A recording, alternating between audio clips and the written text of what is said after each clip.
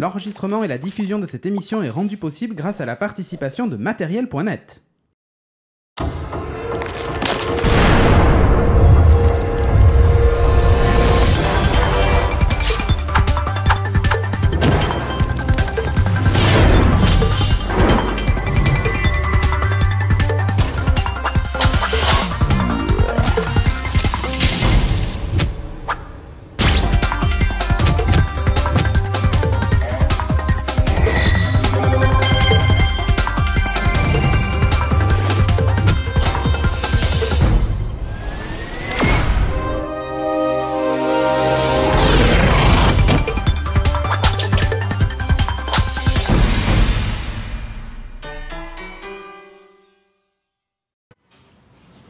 Bonjour à tous et bienvenue dans Geeking épisode numéro 194. J'allais dire 15, t'as vu? Je suis ouf moi. T'es trop pressé, Ouais, j'ai un 200ème. C'est ça. Cette semaine on va vous parler de plein de choses comme d'habitude et maintenant vous commencez à avoir l'habitude depuis 3 numéros, donc les news sautent et ça devient le quiz. Donc là, ce soir, j'ai quand même 3 concurrents de qualité. C'est ça. Chacun son domaine. Le must du must. C'est exactement. Sachant il y aura... que j'étais pas prévu, il y aura pas de news comics. Si peut-être. Bah peut-être tu vas trouver des trucs, pas sûr. J'ai mis de la série, du cinéma évidemment. Bon voilà, il y a un peu de high tech, mais je sais pas si si du high tech, on est mal. Ouais, mais ça sera justement pour départager. Parce que Timo, lui, il a un peu suivi du coup. Ouais, il a un peu triché. Il a commenté Google I.O. et tout ça, mais non, j'ai rien mis sur Google I.O. volontairement, sinon. Sinon, il allait tout trouver. Donc. Je gagne toujours, faut bien changer. Faut pas oublier un truc, c'est qu'il y a la minute canon à la fin. Et alors là, il faut leur pitcher un film. Ça devrait être assez sympa. Sur ce, je vous propose qu'on traîne pas trop et qu'on démarre tout de suite avec les news.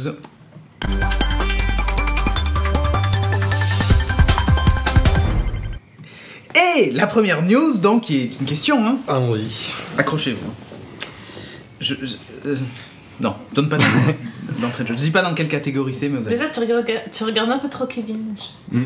Pas forcément. Peut-être pour. Non, je regarde Kevin parce que c'est une diversion. Proche, tu vois.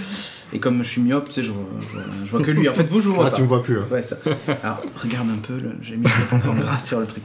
Non, je veux pas qu'il gagne, ok? Première question. Enfin, énigme, plutôt de Perfouras. Allez. Bon, dans la vie, je suis gentil. Cactus. Non, je suis gentil. J'ai été flic à la télé, mais aussi un mafieux violent et mégalo. Déjà, si vous n'avez pas d'idée, ça vous dit rien? Ok. Je suis en discussion en ce moment pour jouer un méchant dans le remake de Chips au cinéma. Ah oui, c'est Vincent Donofrio. Et c'est Vincent Donofrio, bravo! Donc surtout la vraie news, c'est qu'il va y avoir un remake de Chips au cinéma. Ouais, c'est quand même pas juste énorme. Ça va être épique ça. Alors pour les gens qui connaissent, pas ce que c'est. Pour les gens qui n'étaient pas nés, ce que je vous propose, c'est de regarder un bout du générique, qui est quand même juste formidable. On vous laisse pendant 30 secondes avec un bout du générique.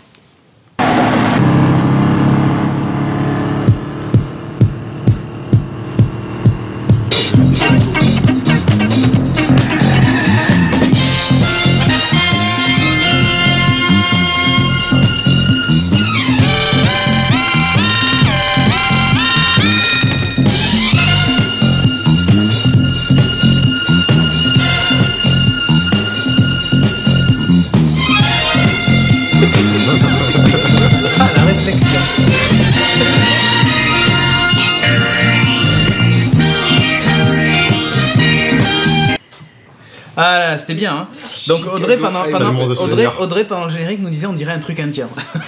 C'est pour t'indiquer la qualité de production. C'est au top. Mais c'était bien ça. Bien, c'est beaucoup dire quand même. Voilà, ça fait partie des séries cultes, tu vois, comme K2000, comme tous ces trucs là en fait. Ok. Et la suite c'est contre Chips, c'est ça? C'est ça. Non, en fait, ça suivait. L'histoire était très con. Hein. C'était des patrouilleurs à moto dans Los Angeles. Voilà. Beau gosse. Ouais, c'est ça, Tom Scherello et l'autre, comment il s'appelait? John Baker Shepard. Les deux Shepard ou Shepard. Bon, bref, on s'en fout, mais c'était le couple mythique, le blond et l'hispanique, quoi, tu vois. Classique. À l'époque, on faisait pas du tout dans les clichés. Hein. Un grand classique de la canon. Exactement. Comme vous voyez, d'ailleurs, nous aussi, on a notre cliché ce soir. Il était bon le couscous? Parfait. Alors, question 2. Là, je pense que personne va trouver. On va voir. Ah, si, peut-être.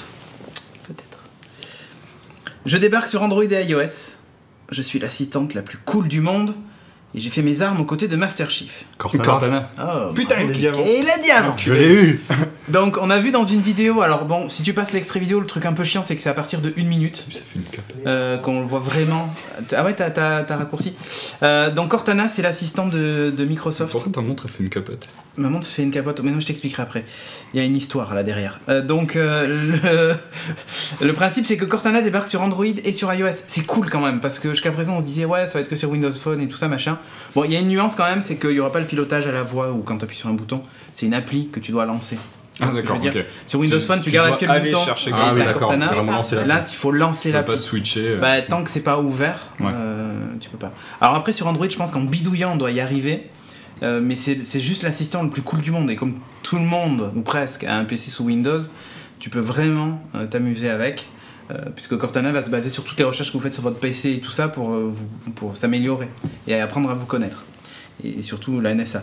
Donc, c'est parfait, c'est génial. On va l'avoir sur les autres plateformes. C'est assez cool quand même qu'il le fasse. News numéro 3, enfin quiz numéro Next. Alors là, je pense que ça va fuser là. Série du dimanche après-midi de la 6. Je suis devenu vite culte et je reviens en janvier pour 6 épisodes. X-Files.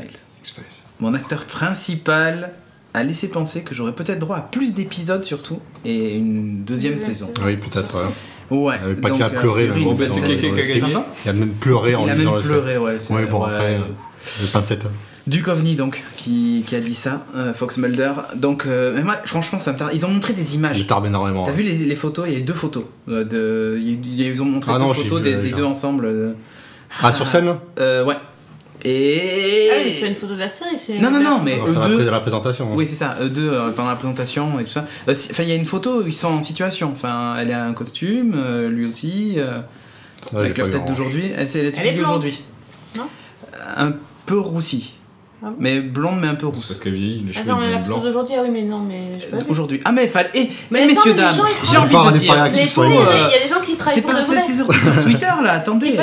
C'est encore une série que je n'ai pas vue. Sur scène, elle était blanche. T'as pas vu X-Files? Non, j'ai jamais pu. Pour le moment, je note c'est Kéké qui gagne. J'avais trop peur. C'est clair, tu m'as 3. J'ai fait exprès. 3 sur 3 Kéké. Ouais, il a gagné. 4ème. Attention. Faut sauver l'honneur. Alors, vous le savez, on va bientôt rebooter tous les films, même ceux sortis l'année dernière. C'est un peu la ceux qui sont pas sortis, on va déjà les... Voilà, il y a un film de 2003 qui va avoir droit aussi. C'est la Ligue des Gentlemen Extraordinaires. Oui, c'est vrai. Ouais. Un reboot de la... Ça, c'est une bonne idée. C'est ça qu'il faut rebooter, c'est les films pourris. Exactement. Parce que moi, j'ai juste vu le truc de Point Break. Oh, cette semaine qui est sortie, horrible, c'est dégueulasse. Ce film-là, alors moi j'adorais la bagnole, enfin l'ambiance générale du film visuel était oui, pas mal. l'atmosphère était sympa. Mais par contre, ouais, mais le film c'était vraiment de la merde. Et pourtant c'est un film qui aurait mérité vraiment un... Il y a un potentiel de dingue. Mais exactement. Ouais. Et alors après, il y en a beau, j'ai vu passer aussi des tweets qui disaient oui, mais en fait le remake de la Ligue des Gentlemen Extraordinaires il est déjà fait. Oui, il s'appelle Penny Dreadful. Exactement. Donc c'est vrai que c'est un peu ça. Ah ouais, c'était qui Penny Dreadful, c'est complètement ça. Bah lui, tu le connais lui? Oui, lui a parlé. Sinon. Je me rappelle plus qui y avait. Il y avait pas des acteurs connus? Si, il y en a qui est connu là, qui fait. les effets spéciaux. Ryan Gray ou Tom Sawyer, je sais plus. Ouais, bon. C'est le mec qui a fait les effets spéciaux de Doctor Who, non? Oulala, ça clash direct. Là, direct, ça clash. D'ailleurs, le film était tellement bien que Sean Connery a arrêté sa carrière juste après. Juste après, son dernier. Raccroché. Il a dit, je crois que je deviens trop vieux pour ces merdes. Donc, bon, allez, cette news, par contre, vous n'allez pas la trouver. Ok. Ouh, alors, vraiment, vous avez fouillé très très loin, parce que j'étais la chercher loin, celle-là. On va faire un vrai ou faux. D'accord? Les 7 prochaines questions, ce sera vrai ou faux. Mais c'est le premier question. Les 3 prochaines questions. Attends. Alors, vrai ou faux? Lenovo a inventé une montre avec 2 écrans. Ça peut être faux, hein. Avec 2 écrans. Le second écran au poignet, enfin sur le côté de la montre, d'accord, qui fait office de périscope réalité virtuelle si tu mets ton œil dessus. Et il utilise le gyroscope pour que tu regardes en 3D Moi, les je photos. dirais vrai. C'est vrai, c'est tellement fou que c'est peut-être vrai ça. Toi, Sophie, non, je dis faux, c'est trop nul. c'est vrai. Donc, pour le moment, 0 point. Sophie, c'est bien. Ouais. Donc, ils ont, enfin, c'est un concept qu'ils ont montré sur scène. Je me dis, mais à quoi J'imagine les gens comme ça en train de se balader. Non, mais ils sont sérieux. Ils sont sérieux, voilà. Non, je raconte pas une merde, hein. C'est vraiment. Et on n'est pas le 1er avril.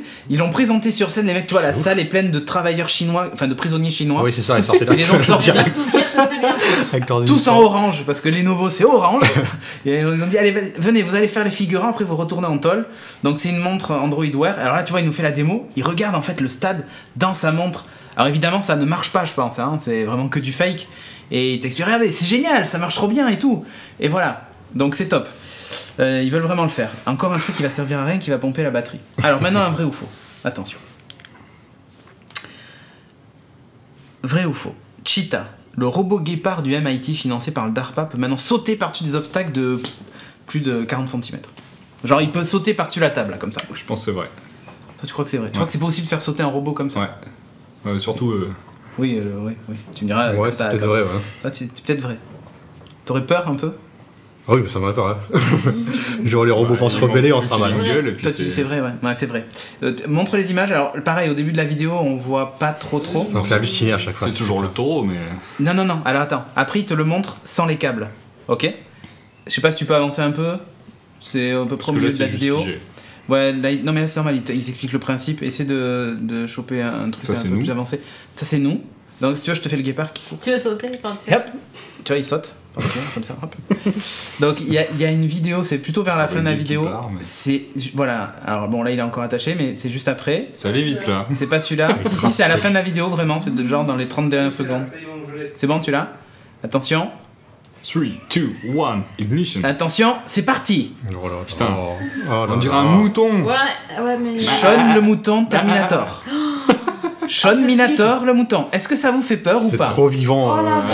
Est-ce que ça vous fait peur, messieurs, dames? C'est une armée de trucs comme ça. Sachant que la V3 sort avec une sulfateuse sur le dos. C'est ça. C'est l'étape suivante, avec visée laser. Il te montre détection. la scie électrique. Et le truc il court. Le mec derrière il est en train de courir. C'est génial. C'est génial, hein. Ah, mais vive le futur. Tout ça connecté à Cortana qui connaît toutes tes habitudes et tout. C'est ça, ouais. Ah la vache. Il y a un gros mouton. Bon allez, vrai ou faux? Le remake de Point Break se fera avec Jean Dujardin en Johnny Utah pour donner la réplique à... J'aurais bien aimé, mais... mais... Un de Brighton Night. Et Jean Dujardin, il a une carrière internationale, quoi. Oui, mais c'est faux. Ça aurait pu. Il a un Oscar, monsieur Dujardin. Bah attends. Bah justement, quand t'as un Oscar, tu fais pas Point Break. Oh, tu sais pas, hein. C'est peut-être le film qui arrête pas la carrière. Oui, c'est ça. Attends, et je veux dire, Omar Sy, il a quand même fait les X-Men, Jurassic Park, bon, tu vois, je peux pas dire que ce soit les plus grands films de la Terre. Il a un Oscar? Non. Pas encore. Donc, non, parce qu'il parle. Jean Dujardin a eu un Oscar parce que le film était mieux. En fait. C'est ça. Oui, c'est vrai. Faut pas oublier ça. C'est pas faux. Donc, du coup, c'est vrai ou c'est faux? Il n'y a pas Jean Dujardin, tu penses vraiment qu'il n'y a pas Jean Dujardin? Ouais, je vais dire faux. C'est faux. T'as vu, ils ont inversé, maintenant c'est le blond le gentil et le brun le méchant. Ouais, donc on a des images. Pourquoi pas. On a des images du trailer de ouf. Le film que personne n'a demandé en fait. Mais si. Pourquoi? Quelqu'un l'a demandé. Et en fait, je crois que toute l'explication est dans cette scène. Sans voiture. C'est-à-dire qu'ils se sont déjà, imaginés. C'est un remake de Point Break. Regarde, ils se sont dit, si on sort ce film, il va pleuvoir des billets de dollars sur nous. Et en fait, c'est ça qu'ils sont. Dans un pays qui ne prend pas les dollars. Écoute, le film aurait pu être cool à une condition, c'est que ça soit du délire comme 21 Jump Street, tu vois. Genre, s'ils nous font des remakes des trucs des années 80 comme Chips, comme Point Break et tout ça. C'est ce qu'ils ont fait avec The Interview. Oui, un côté décalé. Il y a eu un côté décalé. Il y avait un Starsky Hutch aussi avec Ben Stiller qui était grand n'importe quoi. Ils ont fait drôle de dame décalé. Drôle de dame aussi. C'est assez pourri quand même. Ouais, mais bon. Il y avait Lucidious, excusez tout, mais. Certes. Non, ça excuse pas tout, je suis désolée. Mais non. C'était produit par Drew Barrymore. Déjà. Je veux dire, bon voilà. Donc, cet hiver, si vous voulez vraiment vous éclater. Yo, je suis un peu gosse. Le film a été repoussé de 6 mois, je crois. C'est ça. Et au début, j'ai cru que c'était Joaquin Phoenix, le brun. Il est bon, lui. Il y a un plan, j'ai cru que c'était lui. Ouais. Ah, mais ça y est, on les voit surfer parce que depuis tout à l'heure. Ouais, mais alors en fait, le principe c'est que là, ils font pas ouais. beaucoup de surf. Ils font essentiellement du sport quad. extrême. Ah ouais, c'est Ouais, du c'est que le sport extrême. En fait, c'est le remake limite, de Extreme Limit de TF1. Ça sera un bon super reboot si tu veux. Tous les sports sponsorisés par Red Bull ou Extreme Limit. C'est ça. C'est une pub déguisée pour Red Bull. Bon, vu qu'il y a j'ai plus de questions, on va enchaîner avec 2 points. 3. Ouais, 3, 2, ouais, mais donc c'est Keke qui a gagné. And the winner is... Keke, il a fait un sans faute. C'est ça. Il a fait genre perfect, quoi, tu vois, c'est... Perfect. Yep. Donc Fatality, tout ça. Ce que je vous propose donc, c'est qu'on enchaîne avec la rubrique high-tech.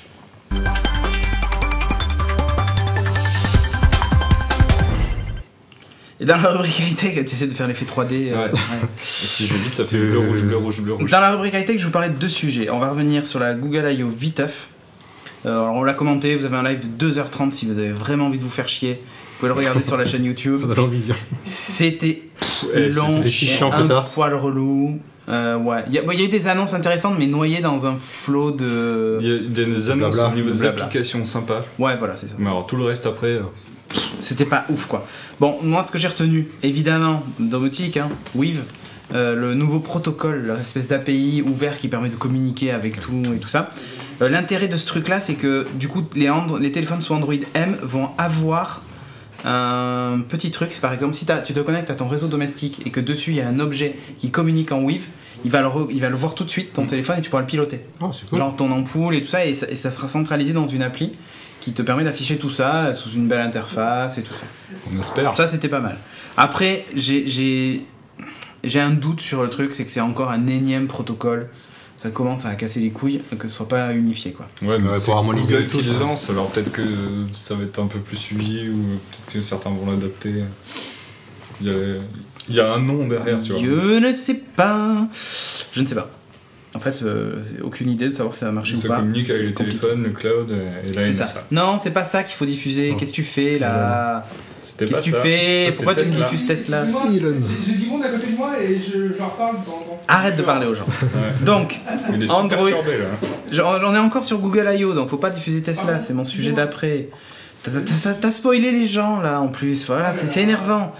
Vous pouvez tous partir. Allez, partez. Donc, Android M, dans l'update, il y avait Dose. Yo, pour doser ta batterie. pour doser ta batterie. Le principe, c'est qu'en gros, si ton téléphone bouge pas, les synchros, tu sais, les synchros d'app en tâche de fond et tout ça, se font à intervalles plus espacés. Et plus tu laisses ton téléphone posé sur ta table, plus l'intervalle va s'espacer. Et la nuit, par exemple, il va faire une synchro à 5h du mat, tu vois. Ah cool, donc le téléphone ne sera pas déchargé le matin. Eh ben ils ont fait le test sur la Nexus 9 qui est une tablette, donc double d'autonomie sur la Nexus 9. Rien que ça. Alléluia. Bon, à voir si ça marche. Ça c'était sympa, il y a l'USB-C aussi. Donc c'est pas un club de rugby, c'est en fait la nouvelle norme USB, tu sais, l'USB-C, oui. Celle qui est sur les MacBooks, les nouveaux MacBooks. Ah oui, d'accord. Donc il permet d'encaisser des charges un peu costauds, et surtout il y a un avantage, c'est que il peut double face, mais il peut alimenter un appareil. Le téléphone sert de batterie. Genre les casques à réduction de bruit, machin, tu le branches avec ça et il est alimenté par ton téléphone. Oh, donc ça nique la batterie. Mais heureusement ta dose. Donc tu non mais ça permet aussi plein d'autres applications, mais ça c'est une des applis qui est assez sympa. Par exemple, tu peux très bien avoir un accessoire, je sais pas moi, tu pourras avoir un truc pour un outil professionnel, je sais pas moi, un truc pour scanner des pièces en 3D et tout ça que tu pourras alimenter en branchant le truc. Par exemple. Ton collègue a plus de batterie. Là. Oui, ouais, tu es peu en galère, tu fais ta conférence, ta présentation, t'as plus de batterie en fait, boum, voilà, tu branches ton téléphone. Exactement. Et il gère en natif aussi les drivers pour les lecteurs d'empreintes digitales. Voilà. Donc, pas numérique, digital cette fois. Parce que maintenant on sait plus si on doit dire digital ou numérique. Donc voilà. Et là le driver est intégré dans Android M. Alors jusqu'à présent, Samsung avait développé son driver par exemple pour ses téléphones Galaxy qui intègrent le lecteur d'empreintes ou HTC. Cédric, c'est écrit ici en bas. Suivez-moi sur Twitter, @CédricBonnet. Donc ensuite l'autre nouveauté c'était Google Photos qui dégage de Google Plus. Alors ça c'est ouf quand même. Parce que hébergement gratuit, hein. Hébergement gratuit, photo jusqu'à 16 millions de pixels. Moi ça me fait un peu peur quand c'est gratuit comme ça. 16 millions de pixels. Ok. Et les vidéos en HD en 1080p. Il peut stocker tout ça à l'infini. En fait, évidemment qu'il y a une contrepartie, c'est toujours pareil. Ouais, c'est ça. Là, on va utiliser tous les algorithmes de Google pour reconnaître les choses. Par exemple, tu as pris des photos d'une tempête de neige, c'est l'exemple qu'il donne. Si tu tapes tempête de neige, il va comparer tes photos avec les photos qu'il y a dans Google de tempête de neige. Il va te ressortir les photos de ta bibliothèque tempête de neige. C'est fort ou c'est pas fort? Et il va en même temps chercher les photos de la même journée. Exactement. Ah oui, d'accord. Donc un gros algorithme derrière de recherche. Et genre tempête de neige au Canada, il va chercher la tempête de neige Au Canada, pas celle que tu as eue quand tu neige. Parce que lui, il disait tempête de neige à Toronto. Et ça lui a sorti sur son album photo, les photos de la tempête de neige à de là-bas. Ah oui. Balèze ou pas? Je vais l'algorithme derrière. Voilà, alors évidemment, si après, est-ce que tu fais ça avec des personnes par exemple? Eh oui. Et oui. Alors là, ça c'était ouf aussi. Alors bon, il y en a plein, la reconnaissance de visage sur Facebook, sur l'appli photo des Mac et tout ça, ça y est. Et il y a cet effet-là. Alors là par contre c'est assez fort. Alors je pense qu'il y avait quand même un tri. Hein. Peut-être qu'il y avait un tri. Parce qu'il retrouve des photos même de bébés et puis au fur et à mesure qu'il grandit quoi. Donc au fil des ans, il reconnaît la personne. Ça sent un peu la préparation. Mais l'algorithme a l'air d'être assez fou. Donc pourquoi pas quoi. Il te catégorise automatiquement, donc sur toutes tes photos, chaque visage. Tu peux chercher les photos de Timothée dans la tempête de neige. Il va te mettre des aperçus des visages.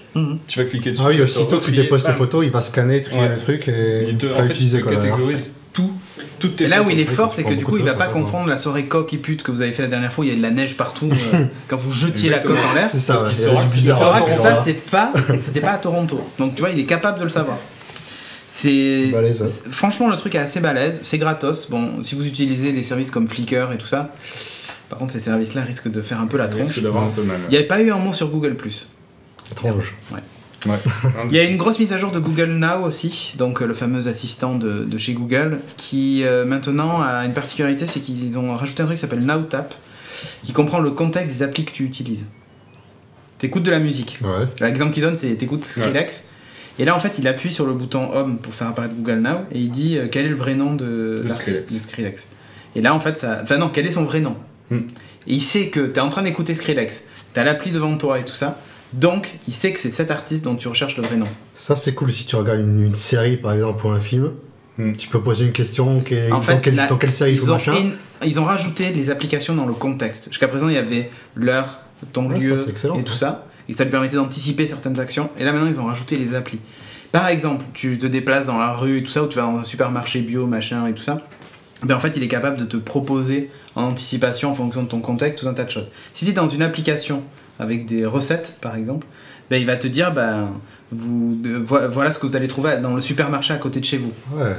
Tu vois, qui va avec la recette. C'est balèze quand même. C'est assez balèze. Ouais, ils ont fait rendre proactif. Ils ont fait un truc assez fort aussi. Ils ont donné l'exemple avec YouGlory où t'es sur sa fiche, t'es sur un article qui parle de YouGlory et en fait il appuie sur Youg et il y a Google Now qui s'ouvre, qui te propose YouGlory, t'appuies dessus et en fait t'arrives sur sa fiche Wikipédia, t'as tout. Même avant, dès l'aperçu, t'as la photo. Donc tu es obligé d'aller chercher une application qui va chercher, taper le nom dedans et tout. Toutes les applications directement il te trouve pour trouver l'information. Balèze ou pas balèze? Plutôt balèze. Ça fait un peu peur encore, mais ils ont annoncé aussi la disponibilité offline de Google Now. De Google Maps. Ça c'est cool ça. Et pas que Maps, il y a Maps, il y a YouTube et je sais plus quelle est l'autre, il y en a une autre. Avec la voix. Avec la voix, le guidage vocal de Google Maps. Ça, si quand tu vas à l'étranger et t'as pas de connexion, exactement. T'as ta carte directe, tu peux chercher si t'es perdu au milieu du désert. Donc plutôt cool. Plutôt cool. Et il y a aussi les notes des restos et tout ça offline. Ils stockent tout. Bon après il faut des téléphones. Il faut des téléphones de 1 Tera. Oui à peu près. Mais tu serais dans le disque dur avec en fait il faut savoir que les cartes Google maintenant sont vectorisées. Ce qui fait que en fait il y a très peu de quantité de données. Tu vois, c'est que du texte à stocker finalement. Il y a très peu d'images qu'ils vont stocker ou en mode dégradé, donc je pense que tu vois un bon 6 Go ou 8 Go pour la France entière, c'est pas mal. Et t'as de la place si tu prends un téléphone. Maintenant de toute façon, si tu prends des téléphones en dessous de 32 Go, ça a plus de sens. C'est en anticipation de toute façon avec conditions. Exactement. Mais ça ils en parlaient surtout pour les ils ont annoncé un produit accès pour tout le monde. Oui, mais ça sera disponible pour tout le monde. Ils ont annoncé aussi un truc génial. Un nouveau produit. Vous vous rappelez l'année dernière, ils avaient annoncé des Google Cardboard, c'est que tu mets un carton 1. Ils ont annoncé la V2 pour cette année, qui prend des téléphones plus grands et qui a été revu. Avant, il y avait, je sais plus, 12 étapes pour le monter, mais il n'y en a plus que 3. Ouais, concept. Ça, je testerais bien, tu vois. Voilà. Donc, surtout ce qu'ils ont montré, c'est enfin un vrai usage. Et c'est dans une classe. Ah si, c'est un vrai usage. Le truc s'appelle Expédition. Alors je pense que c'est surtout pour les profs de géographie, mais le principe c'est que le prof a une tablette et il choisit les différentes scènes qu'il envoie sur les Galaxy S6 que tous les gamins ont dans leur poche Donc t'as un maître du jeu, quoi. Ouais, voilà. Et les mecs l'ont dans leur cardboard, ils l'ont tous sur la tête. Et là, le prof dit maintenant, on va visiter Tokyo. Et tous les gamins, ils sont téléportés à Tokyo dans leur truc et ils peuvent tourner, ils font waouh. Tu vois, voilà. Donc, c'est fini l'époque des transparents, tu montais les trucs. Exactement. Et là, le principe, c'est l'aquarium. Il faut des téléphones partout. Donc, ils te montrent un aquarium et il y a un gamin qui se tourne, fait oh, requin. Voilà. Et là où c'est fort, c'est que la scène, c'est pas forcément une image, ça peut être une vidéo 3D. Donc, ils ont annoncé Google Rig, enfin, le Rig, c'est l'objet qu'ils ont fait, sur lequel on peut mettre 16 GoPro. 16 GoPro. Voilà. Wow. Alors, le truc est pas encore en vente, c'est un partenariat avec GoPro. Si vous voulez le truc monter, ça va vous coûter à peu près 7 000 €. Mais t'avais des vidéos de ouf. Hein. Oui, j'espère. En fait, le principe, le projet s'appelle Jump, et c'est ça le concept. Pourquoi Jump? Il arrive à détecter la profondeur et tout. Voilà. Ah oui, parce qu'en plus c'était vraiment la 3D stéréoscopique. Parce que le fait que les deux caméras soient légèrement décalées, il est capable de reproduire l'effet 3D. Ouais. C'est assez dingue. Hein, le résultat est très bien. T'as un arrêt en fait, avec le calcul de profondeur et tout, il arrive à rendre net. Il recalcule tout à avoir une puissance de calcul. En fait, ça se fait dans le cloud de Google, il faut des centaines d'ordinateurs pour le faire. C'est ce qu'ils ont dit. C'est un truc de fou. C'est pas possible. Donc c'est pas ouvert au grand public, même s'ils arrêtent pas de dire c'est disponible en juillet, c'est génial. Sauf qu'en fait, il faut que votre école soit partenaire et c'est surtout pour les écoles et tout ça. Bon, après ils vont l'ouvrir, mais c'est pas pour tout de suite. Puis le RIG, c'était pas que pour 100 entreprises triées sur le volet. C'est ça, il y en a une centaine qui vont tester. Bon, c'est le début, ça, après ça. Ouais, c'est le début. La régie me fait signe en me disant c'est compatible à iOS. Évidemment, c'est compatible à iOS. Maintenant, de toute façon, Google a dit je suis un peu flou, non? Ouais, c'est ici la mise au point. Donc je vais m'avancer. Voilà, là je suis net. Donc, ce que je disais, c'était que le principe, c'est que évidemment, Google annonce que tous leurs trucs sont dispo aussi sur iOS. C'est la fête du slip. iOS, ils sont vernis. Hein, entre Microsoft qui annonce tout pour Android et iOS, eux qui annoncent tout pour Android et iOS. Et Apple, dans 10 jours, va annoncer tout pour iOS. Ils ont compris qu'il y avait des sous à se faire. Bon, rien donné à Android et à Windows Phone, c'est génial. Bref, c'était ça, la Google I.O., le résumé. Maintenant, je vais vous parler de mon vrai sujet. Ah oui, c'est vrai, il y avait un vrai sujet derrière tout ça. Mais ça va aller vite. Je vais vous parler de Tesla qui a fait une conférence, c'était le 1er mai, je crois, ou le 2 mai, et je voulais en parler depuis un petit moment. Ils ont annoncé en fait le Tesla Powerwall et le Powerpack. Alors ce qui nous intéresse surtout c'est le Powerwall, c'est le truc qu'ils ont annoncé au début. Alors moi Elon Musk c'est un mec je trouve génial. La keynote le keynote qu'il a fait, alors vas-y on balance les images. Hein. Le keynote qu'il a fait, c'est vrai qu'il ressemble un peu à un alien. Hein. Le keynote qu'il a fait. Le reptilien. Ouais le reptilien. Le keynote qu'il a fait était juste ouf. C'était assez simple. Tu vois c'est pas des grandes salles immenses machin. Le mec arrête pas de faire des vannes à la con. Il est très drôle, moi je le suis sur Twitter. Il est juste mortel. Et ce gars-là, sa conf, on aurait dit une conf TED. Ah oui. Mais complètement. Alors là, il t'explique que le CO2 est en train d'exploser et que pour produire l'électricité, voilà comment on fait, c'est dégueulasse et tout ça. On brûle du pétrole, des énergies fossiles et c'est trop moche. On va avoir un avenir pourri et tout ça. Et donc lui, il s'est dit, moi, je fais des voitures électriques, c'est cool. Mais comment est-ce que je peux appliquer comment je peux faire pour que l'électricité qui charge finalement mes voitures soit propre? C'est en fait son gros combat. Il dit c'est cool qu'on ait des voitures qui voient l'électricité, mais si pour produire l'électricité il faut brûler du pétrole, autant faire des voitures au pétrole, quoi. Tu vois, hein, raccourci, tout ça. Donc ce qu'il s'est dit, voilà, actuellement, il a fait une situation, tu vois, il fait ça au niveau des États-Unis forcément. Il te dit voilà à quoi ça ressemble l'énergie produite aux États-Unis. Donc tu as des petits points de couleur en fonction du type d'énergie produite, solaire, éolien, machin et tout ça, tu vois. Il te fait une petite courbe, donc c'est assez le bordel. Et il te montre la consommation d'électricité, la demande en watts au Texas. Et donc on voit l'été. Donc tu vois, on voit que c'est une journée type. On voit qu'il y a les clims qui tournent à fond les ballons et qui consomment énormément d'électricité. Après, il va faire une image assez sympa où il va expliquer quelle est la surface qu'il faudrait en panneaux solaires pour alimenter tous les États-Unis. Donc, il va reprendre un État américain et il va dessiner un petit carré dessus en disant voilà la surface. Et la surface est juste minuscule. Ouais. Pour tous les États-Unis? Pour tous les États-Unis? Oui. Ah ouais? Donc, voilà ce qu'il faudrait. Ça. Voilà, c'est le petit carré pour alimenter tous les États-Unis en électricité. Donc il dit, alors évidemment, quand tu regardes à la surface des États-Unis comme ça, si tu zoomes sur la zone, tu te rends compte que ça recouvre des villes. Oui, bien sûr, c'est à l'échelle américaine. Mais en gros, ce qu'il dit, c'est qu'on n'est pas obligé de les mettre tous au même endroit déjà, et qu'en couvrant tous les toits des habitations, ou presque, ça suffirait à produire suffisamment d'énergie solaire pour alimenter tous les États-Unis. Mais il dit, il y a quand même un problème. C'est que la nuit, il n'y a pas de soleil. Et il a dit ça, je pense que tout le monde peut le constater. Tu vois. Et il dit, je pense que ça, tout le monde s'en est rendu compte. J'invente rien, la nuit, il n'y a pas de soleil. Et du coup, il a dit, moi je fais des batteries, donc pourquoi pas charger des batteries avec les panneaux solaires la journée et puis en réserve la nuit, quoi. Exactement. Et la nuit, j'alimente ce qu'il faut avec la batterie que j'ai faite. Donc il annonce des batteries qui font 10 kWh, donc qui sont assez costauds. Et alors là, il va zoomer, je crois, un peu plus pour montrer ce qu'il faudrait pour la surface en batterie, je crois, pour stocker l'énergie solaire. C'est un truc, c'est un pixel en fait. Donc le Powerwall, en fait, c'est sa batterie. Alors la nouveauté, c'est qu'il dit, les batteries sont dégueulasses et tout ça, c'est moche. Alors il explique pas trop ce qu'il y a dedans, hein. Donc je pense qu'il doit quand même y avoir des enfants africains qui doivent miner quelque part pour récupérer le lithium et tout ça, tu vois. Ou à moins qu'il ait inventé un truc révolutionnaire, mais ça c'est pas dit dans l'histoire. Le principe donc, c'est que ces batteries ont la possibilité de fonctionner en série. Tu peux mettre jusqu'à 9 batteries. D'accord. Et du coup, tu arrives à 90 kW, donc tu peux alimenter beaucoup plus une entreprise par exemple. Beaucoup plus qu'une maison. Et ils ont lancé aussi donc tu vois, ils te montrent le jour, la nuit, les taux de recharge en fait. Tu vois, le problème, c'était ça. Et du coup, en fait, ils ont lancé aussi Powerpack, qui a en gros une version un peu plus grosse, qui a elle tout seule fait 100 kW. Et par contre, elles sont scalable à l'infini. Ah ouais. C'est-à-dire que tu peux toutes les mettre en série à l'infini.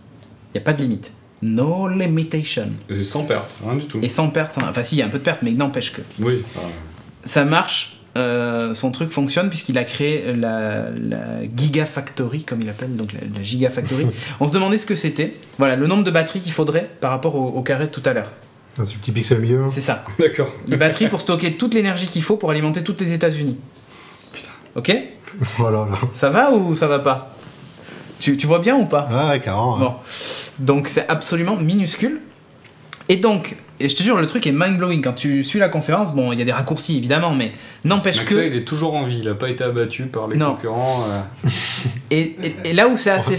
Non, attends, mais tu vas voir, attends. Ça va arriver. Hein. Tu vas, quand je vais te dire à la fin sa façon de penser le truc, tu vas juste dire, mais il est fou. Ce gars-là, donc, il t'explique qu'il y a des problèmes de durée de vie, de plein de choses et tout ça, mais lui, il a réglé ce problème-là avec ses batteries et tout ça.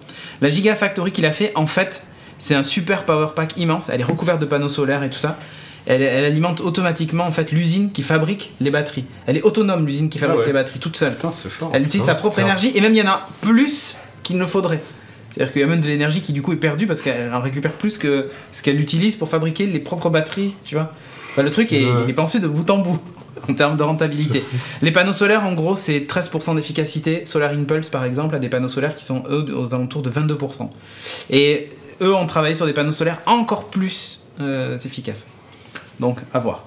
Donc là, il t'explique, voilà, il manque quelque chose entre l'énergie renouvelable et le transport électrique, et ce qui manque, en gros, c'est la batterie. Donc le tableau va se retourner, c'est fantastique, c'est génial, voilà à quoi ça ressemble. En plus, c'est pas vilain. Oh, c'est pas mal. C'est plat, et tu peux le mettre soit dans un garage, tu vois, c'est pas très très grand, soit, oui, c'est pas très très grand, tu vois, par rapport au Tardis, c'est plus petit.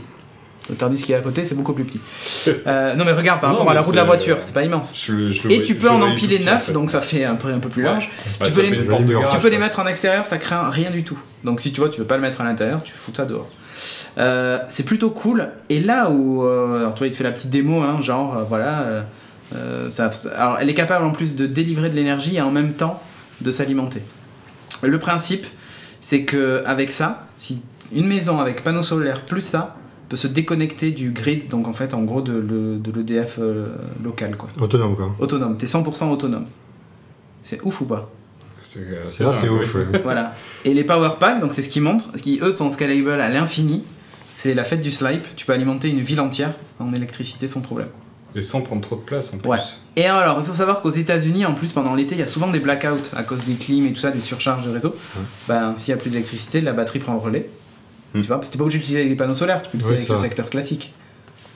Tu vois, ça peut prendre le relais dans des zones où il n'y a pas d'électricité. Imagine ça dans un petit village africain. Ils n'ont même pas besoin de 10 kW. Mais si tu veux leur apporter de l'électricité, de la lumière, le soleil, pas de problème. Il y a la batterie, voilà. ils ont l'électricité.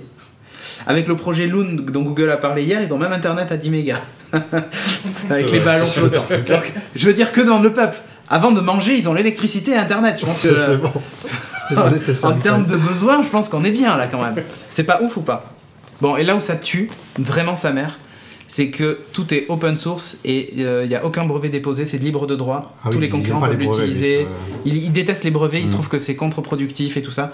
Donc les concurrents peuvent se servir dans leur techno et tout ça sans problème. Tout ce qu'il a dit, c'est je veux juste qu'on arrive à changer notre façon de consommer la ressource naturelle et tout ça. Et je veux arriver à du 100% autonome.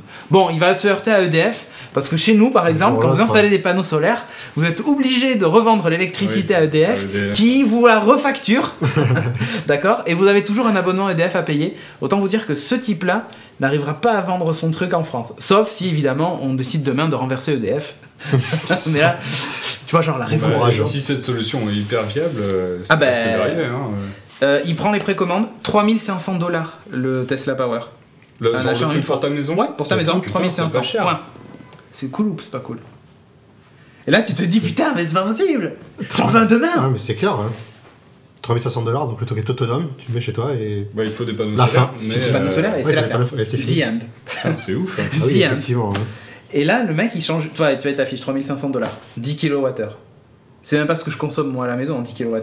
Bah, s'il se heurte pas au lobby ou quoi que ce soit, ça change le monde. Ça change pas un peu. Et donc après, il t'indique voilà à quoi ressemblerait la courbe si mon projet fonctionne et si on équipe tout le monde avec ça. Et donc tu vois la courbe de CO2 qui devient flat en fait. Bah oui. Voilà. Et il a dit peut-être qu'elle descendra, mais il dit mais déjà j'espère qu'elle deviendra flat. Ça n'arrête d'augmenter déjà, ça sera pas mal. C'est déjà bien. C'est pas ouf ou pas? Est-ce que ça vous mind blow un peu? C'est un peu Jean-Claude Van Damme ce soir. Hein? Est-ce que ça vous mind blow pas un peu? Est-ce que il faudrait retrouver le gif, tu sais, du... Avec la galaxie qui est... Franchement, je trouve ça génial. Bon. C'est hyper balèze. Maintenant, il n'y a plus qu'à l'intégrer dans une Apple Watch et elle tiendra la journée. Ding. Voilà. Donc... C'était le mot de la fin, là. Exactement. Non, mais le fait que les trucs soient en plus open source et tout, mais c'est juste un truc de ouf, quoi. Enfin, pour moi, c'est une révolution. Et c'est con, hein, c'est une batterie, un panneau solaire. Je veux dire, c'est le truc que dans tes, je sais pas, dans tes lampes de jardin qui éclairent là, tu sais, les petites libellules là, lumineuses que tu trouves dans la jardinerie. Bah c'est ça. Ah, c'est bon, je suis pas fou, c'est bon. Maman, je passe à la télé. Donc voilà. Bref, sur ce, je vous propose qu'on enchaîne avec quoi? Vous voulez faire quoi? C'est toi qui choisis. T'importe. T'as gagné le quiz, c'est toi qui choisis. C'est quoi la prochaine rubrique? Série, comics ou ciné? Comics. Allez, ok, comics. Très bien. Donc on enchaîne maintenant avec la rubrique comics.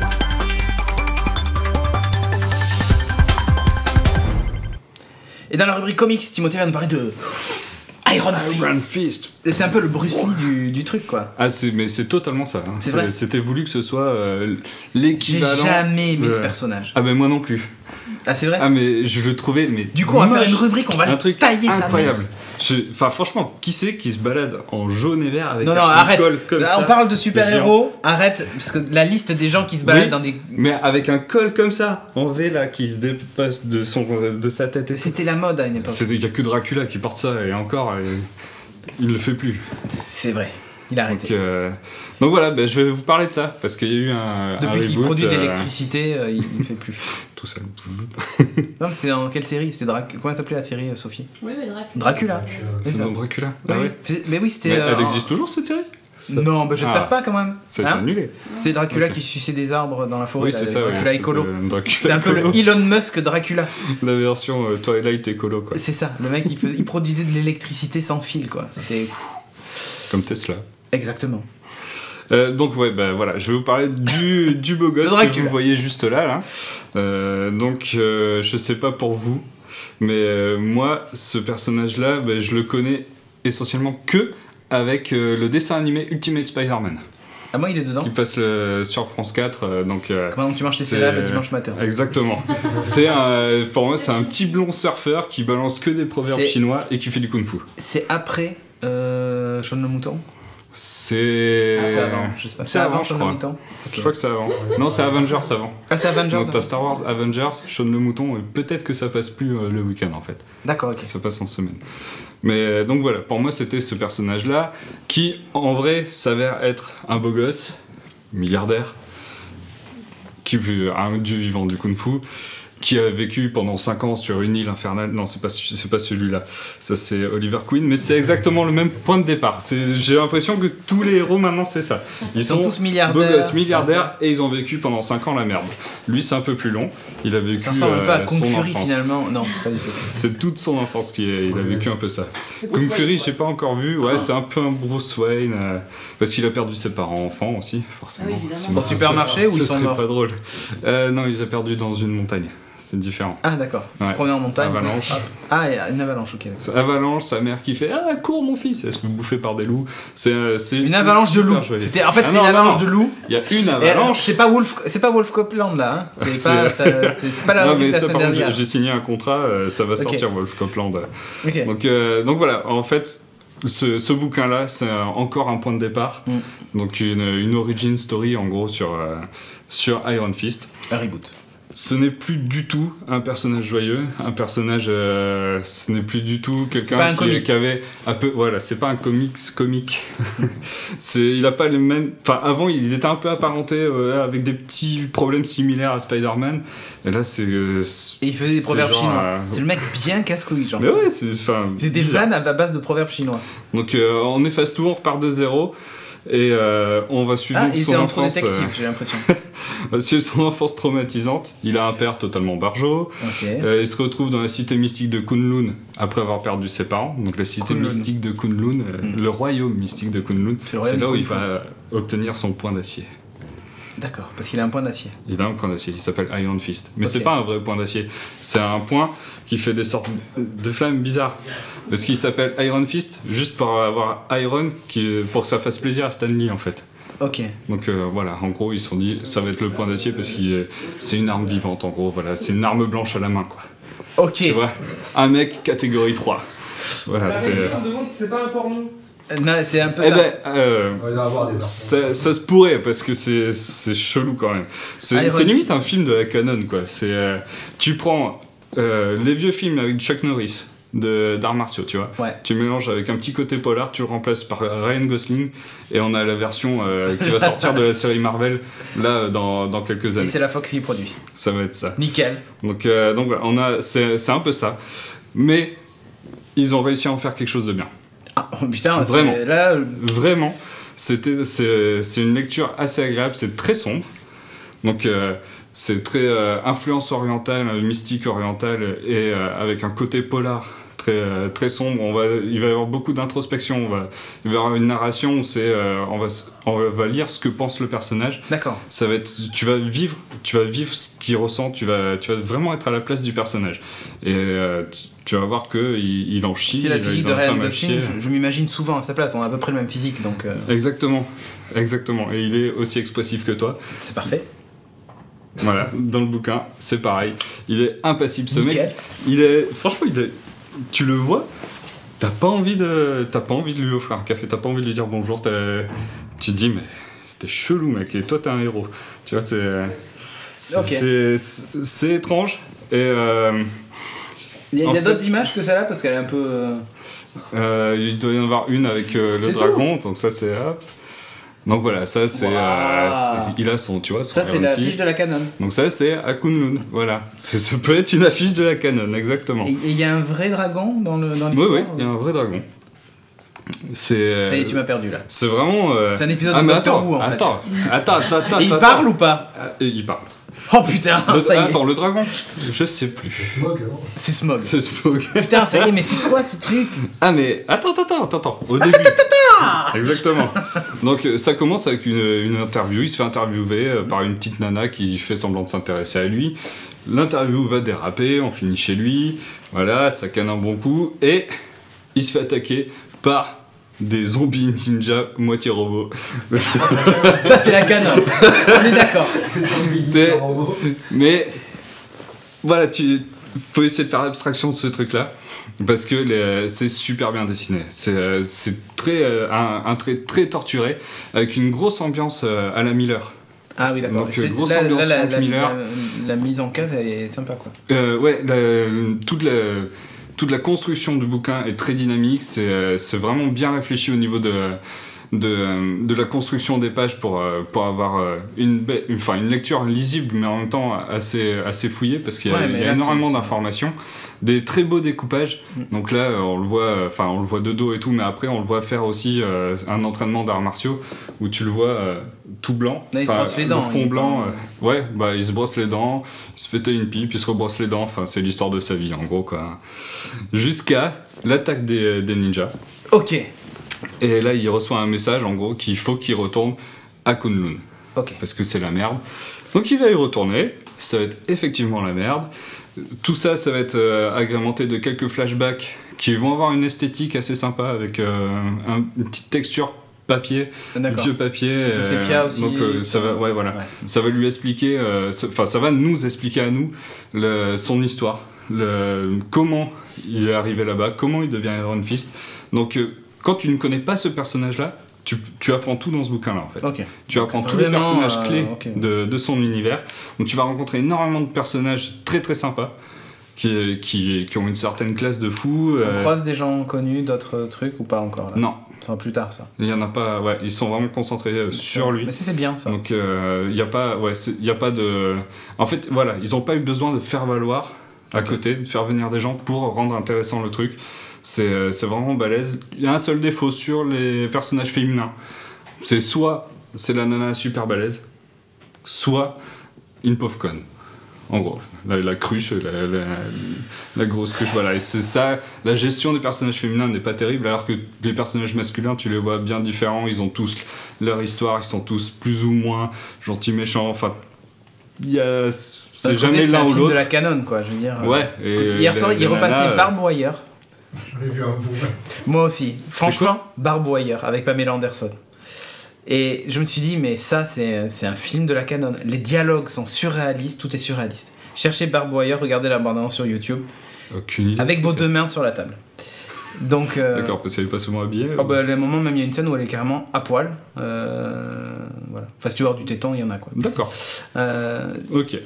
Ok, bon voilà, c'était l'interlude canon.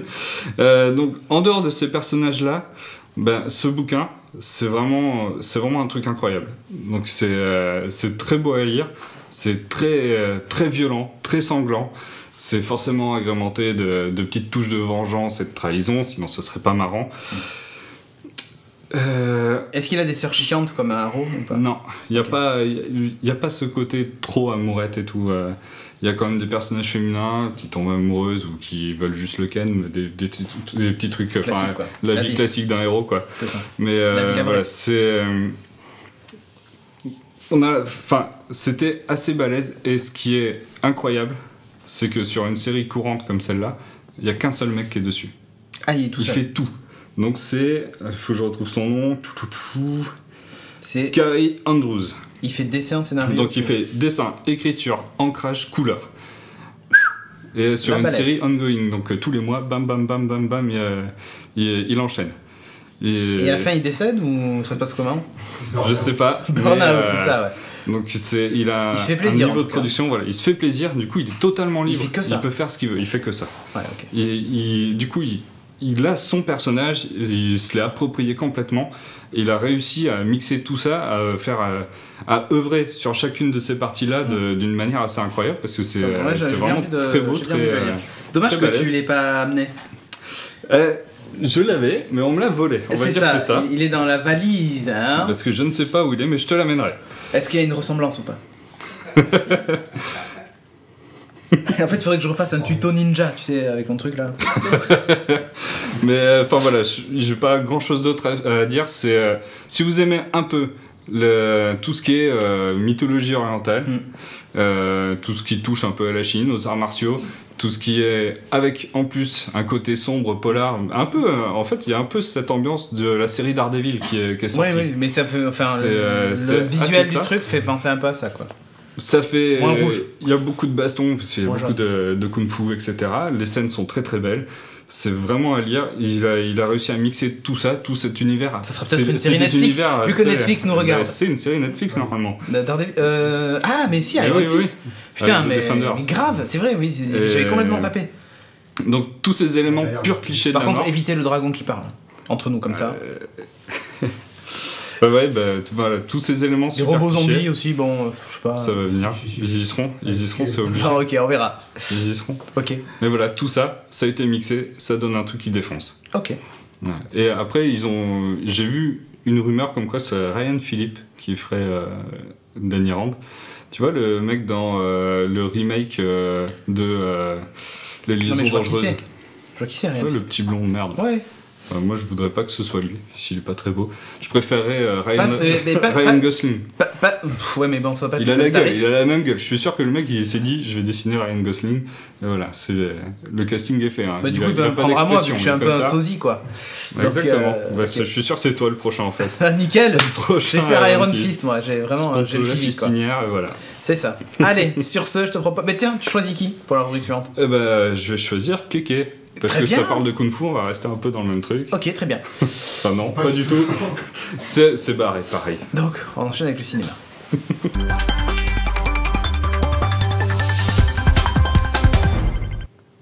Donc il faudrait des effets spéciaux, une guitare avec du feu et tout ça. Non mais moi je pense qu'il nous faudrait un mec qui nous suive en permanence, tu vois, qui joue à la guitare électrique et cracherait des flammes.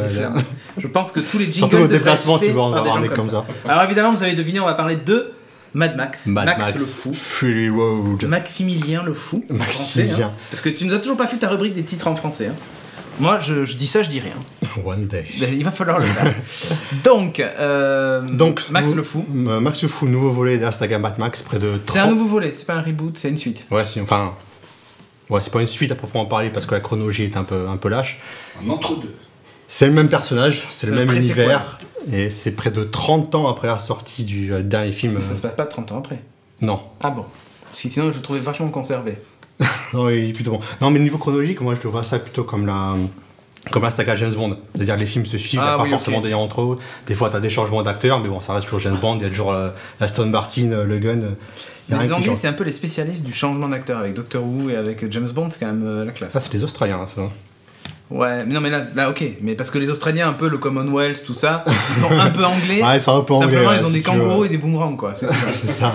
Allez, c'est bon. L'équipe, c'est boomerang. Allez. Donc, 30 ans après le dernier film, c'est toujours réalisé par George Miller, qui a maintenant près de 70 ans quand même. Et donc, c'est plus Mel Gibson au casting, c'est donc Tom Hardy qui le remplace. Ok, Tom Hardy qui jouait Bane. Qui jouait Bane, c'est ça, dans Batman. Dark Knight Rises. Donc, on va faire un petit rappel un peu sur l'univers de Mad Max. Donc, ça se situe dans un mode post-apocalyptique. Il y a eu une guerre nucléaire qui a dévasté la planète et qui a réduit un petit peu tout le reste de la planète en désert. Et tout le monde se bat pour... En Australie, en fait. C'est un peu l'Australie, ouais, c'est ça. Et tout le monde se bat pour le contrôle des ressources, donc c'est-à-dire l'eau et le pétrole principalement. Putain, panneaux solaires, batteries, putain les mecs. Exactement, putain, ça sauverait le monde. Regarde pas Geeking. Et donc au milieu de tout ça, on va suivre un personnage qui s'appelle Max Rokastansky, je vais réussir à le prononcer, qui est donc un ancien flic qui est hanté par son passé et la mort de sa femme et de sa fille. Et donc Max survit dans le désert en solitaire. Et voilà, c'est le but, c'est de survivre. Donc dans ce film-là, le film commence, Max est capturé par un gang qui s'appelle les War Boys. Ok, qu'on voit là. Exactement, et qui est dirigé par le leader qui s'appelle Immortal Joe. C'est celui avec le masque et tout ça. Donc il est immortel. Et donc normalement il est immortel. Donc son destin va croiser celui de l'Imperator Furiosa, qui est donc un soldat d'élite de la garde de Joe. Furiosa va fuir le gang. Furiosa, putain, mais c'est quoi ces noms? C'est un nom super, Furiosa. Donc elle va fuir le gang et dans sa quête de rédemption, elle va emporter avec elle les femmes de Joe qu'elle va libérer en fait. Okay. Donc il va s'en sortir une énorme course-poursuite. Elles ont un nom particulier, les femmes de Joe? Non, elles ont chacun un nom. Non, mais c'est-à-dire c'est pas genre comme les War Boys et les machins. Ce sont ces pondeuses, tu vas savoir. Voilà, c'est là que je voulais en venir. Tout a un nom dans ce film. Donc ensuite va s'en suivre une énorme course-poursuite qui va durer en fait tout le film, avec Joe et les War Boys qui vont poursuivre donc Max et Furiosa. Et en fait, pas de répit, il les laisse jamais... Pas de répit, en fait. Le film, c'est un énorme tour de montagne russe. T'as des moments où tu descends à 200 à l'heure, tu fais des loopings, tout ça. Après, t'as des moments calmes où tu reprends ton souffle. Et après, c'est reparti, tu reprends encore plein la tronche, etc. Jusqu'à la fin du film. Parfait. C'est ça. Ça dure 2 heures. Et ça dure 2 heures. Très bien. Est-ce qu'on vomit à la fin ou Bah, si t'as pas aimé le film, tu vomis. Moi, j'ai adoré, je suis retourné le voir quelques jours plus tard. Très bien. Donc, vraiment, le gros point fort du film, pour moi, c'est vraiment le visuel. Le visuel est vraiment époustouflant au niveau de la mise en scène, le choix des cadres, il y a des zooms, les techniciens ont fait un travail de malade, vraiment un grand respect pour les techniciens parce que filmer un mec quand t'as tout qui explose autour de toi et que tu roules à 200 km. Ouais, mais il roule pas à 200 km/h, toutes les cascades, 90% des cascades du film sont pratiques. Ouais, c'est ça. Donc ils ont vraiment fait. Il y a un making-of qui traîne sur YouTube, si vous pouvez aller jeter un œil. Ah, mais c'est vraiment. C'est un truc de. Je comprends pas comment il n'y a pas eu de mort sur ce film. Il y a des bagnoles qui explosent dans tous les sens. C'est vraiment un truc. Non, il n'y a que Luc Besson qui fait des morts sur ces films. Donc visuel. Pour Taxi, hein. Tu vois, genre, il y a une voiture qui va à 200 km/h. Et en plus, c'est du pipeau parce que une Peugeot 406, ça va pas à 200 km/h. Faut pas déconner. Non, c'est du cinéma, monsieur. C'est du cinéma. Ça. Donc visuel époustouflant, gros travail sur le montage du film. De nos jours, on voit rien dans le montage, c'était des trucs épileptiques. Là, Miller a joué un peu avec le nombre d'images par seconde. Ouais, j'ai vu qu'il y avait des espèces d'accélérés ou des images où il y a plus d'images. Bah, en fait, il fait que les deux. Quand des fois, il trouve ça un peu lent. Des fois, c'est pas. Ouais, c'est au début du film, il va accélérer donc, le nombre d'images par seconde pour tomber plus par la tranche. Et des fois, quand il jugeait que le montage était trop rapide, il va justement ralentir le nombre d'images pour que le spectateur y voit mieux. Ça, de nos jours, personne ne fait ça. Généralement, tu dis, tu on voit pas trop ce qui se passe. Attends, t'inquiète, on va te rajouter encore des plans supplémentaires. Voilà. Tu vois encore moins bien. Et tu comprends encore moins ce qui se passe dedans. Les scènes sont pas lisibles et ça fait chier, quoi. Donc, vraiment, c'est surtout un film visuel. Tout passe par l'image. Les dialogues sont vraiment réduits au minimum. Aïe. Non, c'est pas plus mal. En fait, c'est ça, les dialogues. Pas tout à fait. En fait, la façon dont a été conçu le film a été d'abord conçu comme une succession de storyboards. Ils ont dessiné tout le film de A à Z. Et ils vont sortir une BD ou... Mais j'aimerais bien avoir un montage du film de tous les storyboards, ça m'intéresserait de voir ça. Ouais. Donc ils ont dessiné tout le film, c'est pour ça qu'il y a des plans tellement forts dedans, c'est qu'ils étaient d'abord dessinés. Et une fois qu'ils ont dessiné tout ça, ils ont mis le scénario par écrit derrière. Ok. Donc, les versions storyboard. Non, c'est vraiment une façon différente d'approcher le cinéma. Moi je trouve que de nos jours, tout est surexpliqué, tout est rabâché, tout est pré-mâché. On va tout expliquer, la moindre dialogue entre les personnages, on va insister dessus. Les méchants parlent moins quand même qu'avant. Les méchants ils te racontent moins à temps plein et tout. Mais toute l'intrigue est répétée 40 fois dans l'histoire. T'es sûr d'avoir bien compris. Attends, on va encore te répéter encore ce qui se passe. Comme ça, entre deux bouchées de popcorn, tu vas comprendre ce qu'il y a à l'écran. C'est ça. Là, pas du tout. Là, c'est un peu à toi de relier les points. Et c'est à toi aussi d'observer tout ce qui se passe à l'écran. Par exemple, il y a une énorme mythologie dans le film, toute la mythologie des Warboys est hyper recherchée. Ils ont leur propre culte religieux, par exemple. Ouais. Leur but, c'est de mourir d'une mort glorieuse devant les témoins pour ensuite accéder au Valhalla et obtenir la vie éternelle et renaître avec les autres immortels. Par les pondeuses. Hein ? Par les pondeuses. Non, pas par les pondeuses. Ah bon, merde. Donc tout est détaillé, les costumes sont détaillés. C'est pour ça que je l'ai vu 2 fois en fait, parce que j'avais raté plein de détails à la première vision. Il y a des petits détails, des têtes de mort. En 3D, en 2D. Non, je l'ai vu 2 fois en 2D. Mais pas que la 3D n'est pas trop mal, j'irai le voir une 3e fois peut-être. Bon, 3 comme 3D. Encore une fois. Donc les véhicules sont hyper bien faits. Pas encore tout est détaillé. En fait, dans le film, tout est fait de briques et de broc. Tu vois vraiment que tout est récupéré à droite à gauche. Tu vois sur le camion qui sont faits, c'est des bouts de coccinelle qui ont servi de cockpit et tout ça. C'est vraiment incroyable visuellement. Tu sais plus regarder tellement les trucs. Okay. C'est vraiment il faudrait faire le film en arrêt sur image, c'est plan par plan. Je pense que je le ferai quand j'aurai le Blu-ray. Okay. Je le ferai plus. Parce que bien sûr, il aura aussi le Blu-ray 2D et 3D. Il aura évidemment le DVD et il aura téléchargé sur iTunes. J'aurai 4 écrans, tu vois, et je me passerai une version différente évidemment. sur chaque écran. D'ailleurs, il paraît que sur le Blu-ray, ils veulent sortir un montage en noir et blanc du film. Et sans son. Vraiment film noir et blanc. Ouais, film noir et blanc, ouais.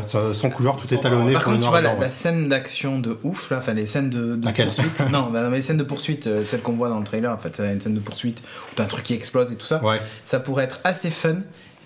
Ça aurait pu être assez fun que la scène soit filmée en 360 pour que justement tu puisses utiliser ces fameux casques comme ils montrent partout et que la scène se déroule comme si tu y étais et que tu puisses regarder partout ce qui se passe derrière et tout ça, quoi. Vu que tu es au milieu d'une poursuite où tu as des choses devant, derrière, sur mais la caméra bouge beaucoup, hein. Ouais, voilà, la caméra est tout en mouvement. Ce type de plan, quand parce qu'il faut penser au cinéma de demain, tu vois, ça pourrait être, je pense, un truc un peu sympa. Ah oui, au niveau immersion totale, avec le son. Surtout que, franchement, il suffit de placer une caméra cardiaque. Ah mais c'est clair, hein, là, tu au moins, il va y avoir des morts. Ouais, mais à 360, une scène comme ça doit être complètement dingue où tu peux regarder ce qui se passe autour comme si tu étais assis sur le capot d'une voiture. Oui, mais c'était comme si tu étais ton mardi attaché devant. Ils l'ont vraiment attaché en plus, le truc, j'ai vu le making of du truc, il est attaché. Ouais, il y avait des assurances, ne t'inquiète pas. Ouais, il est bien strappé et tout, et c'est un truc de malade. Donc les personnages sont dingos. Mon préféré, c'est le Doof Warrior. C'est le guitariste que l'on voit, le guitariste tout en rouge, et qui a une vraie guitare. C'est une vraie guitare qui crache vraiment du feu. Ils ont construit une guitare qui crache du feu. Rien que pour ça, ce film a mon estime, je trouve. Ok. Donc j'ai lu une interview du mec où il raconte qu'il était attaché pendant 8 heures par jour en haut d'un camion à jouer de la guitare pendant toute la journée. Il jouait ce qu'il voulait. Avec tout qui explose autour et qui court à travers le dessert. Et il y a un mur de sang en plus derrière lui. Un mur de sang derrière. Il était sourd. Derrière, t'as des enceintes et t'as des mecs, t'as 4 ou 6 mecs qui jouent des tombes, qui font des percussions derrière pour accompagner. Et l'autre il joue 8 heures par jour de la guitare en 8 heures par jour, il fait du bruit parce qu'il paraît que sa guitare n'avait pas un bon son. Ouais. Donc il faisait cracher ses enceintes pour 8 heures par jour attaché à un camion. Qui traverse le désert. Mais ah chérie, je suis un peu fatigué ce soir. Qu'est-ce que t'as fait aujourd'hui? Oh bah du camion quoi. Mais ça passe parfaitement l'univers, mais c'est aussi un peu une référence dans les anciennes armées qui avaient des gens qui jouaient les tambours, qui jouaient la cornemuse pour impressionner un peu les ennemis qui arrivaient. C'est pour motiver les troupes. Pour motiver les troupes, pour faire peur. C'est juste incroyable. Ok. Tous les acteurs sont très bons. Tom Hardy est vraiment très bon dans le rôle de Max. Il est un peu différent de Mel Gibson. Il joue vraiment, c'est vraiment une approche assez minimaliste du rôle. Ses dialogues doivent tenir sur un post-it. Allez, 2 pages. Et si t'enlèves le monologue du début où il raconte l'histoire, 1 page. Ok. Donc il y a Charlize Theron dedans qui joue l'Imperator Furiosa qui est badass à souhait. C'est elle en fait la vraie héroïne du film. D'accord, ok. C'est elle qui dirige l'histoire, c'est sa propre quête. Finalement, Max c'est juste le sidekick dans l'histoire qui accompagne Furiosa. Le film devait même s'appeler Mad Max Furiosa à l'origine. Ok. Donc lui, oui, il est juste là pour dire bon, allez, on va le mettre quand même. Quoi. Ouais, voilà, c'est quand même. Suite ou pas suite? Ouais, suite. En fait, à l'origine, il avait prévu 3 films. George Miller. Ouais, de toute façon, tant qu'à faire, on fait des trilogies maintenant. Hein. Il y a tellement d'idées. Donc le deuxième a été officialisé. Ok. Ça va s'appeler Mad Max The Wasteland. Ok. Il n'y a pas de date de sortie pour l'instant. Ok. Dans 30 ans. Bah, c'est ça, normalement. Non, parce que le film cartonne bien, donc on va le voir d'ici 3-4 ans. De toute façon, il a plus de 70 ans, donc il va falloir se dépêcher. Mais franchement, pour un mec qui a 70 ans, faire un film de fou furieux comme ça, je pense que tous les petits jeunes réalisateurs hollywoodiens, là, ils ont intérêt à prendre la canne auprès de lui. Michael Bay doit moins faire le kéké, là, je te le dis, moi. Il y a plus d'énergie dans ce film que dans n'importe quel blockbuster que j'ai vu depuis un bail. Ouais. Oui, je voulais dire un dernier mot sur les acteurs. Dedans, il y a Nicolas Hoult. Je sais pas si le nom vous dit quelque chose, c'était l'acteur qui jouait. Exactement, c'est le fauve dans les films X-Men. Dans Skins, il était génial. Et moi, je sous-estimais totalement ce mec, mais en fait, il est super bon. Il joue Nux, un des Warboys dedans, et tu vois plus l'acteur en fait, tu vois seulement Nux, tu vois le Warboy en fait. Okay. C'est vraiment le personnage. Top. Top, vraiment top. Ouais. Ok. Donc, super film. Évidemment, tu recommandes ce film. Il y a un point négatif quand même. Ouais, je vais ressortir encore la musique, c'est un peu mon dada. Ah oui, il se manque toujours de thèmes, tout ça. Bah disons, la musique est puissante, donc ça accompagne bien les scènes d'action. Il n'y a pas de Tina Turner, mais ça montre comment encore et toujours d'un vrai thème fort. C'est toujours la même critique à chaque film, ça manque un vrai thème musical. Il n'y a plus de thèmes musicaux et c'est vraiment dommage. C'est pas vrai, dans Avengers, il y en a un qu'on entend un peu. Au tout début. Ouais, il y a un thème qui est remixé 40 fois, qui est sorti. Et qui sert de générique à Agent of Shield. Oui, aussi. Ouais. C'est vrai en plus. C'est le. Enfin, de générique, il n'y a pas de générique, il y a juste le logo Agent of Shield. Là, et... Ouais.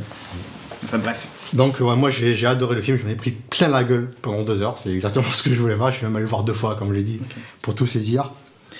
Le film d'action de l'été pour l'instant, pour moi. Et c'est pas encore l'été. Donc imaginez. Ouais, pour Hollywood, c'est déjà l'été. Hein. Ouais, je sais. Ça commence en avril pour Non, c'est pas les 4 Fantastiques, le film de l'été?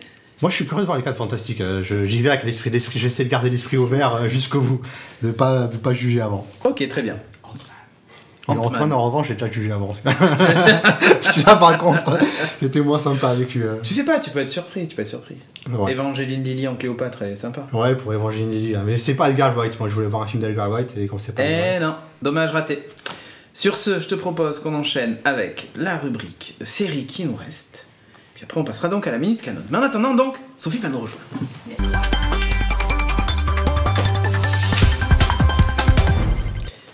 Donc, dans la rubrique série, tu vas nous parler d'une série. Ah, franchement, j'ai lu le pitch. Tu l'as regardé? Bah oui. Et tu as regardé ça sans moi? Ouais. J'ai envie de te cogner là. Non, je crois pas. Vous pouvez tout de suite appeler SOS Femme Battue. Écoute, je suis pas sûre que la semaine prochaine, je vais pouvoir la regarder. Mais, attends, j'ai lu le pitch. Moi, le pitch, je me suis dit, c'est top. D'accord. Ah, t'as pas aimé? Ok.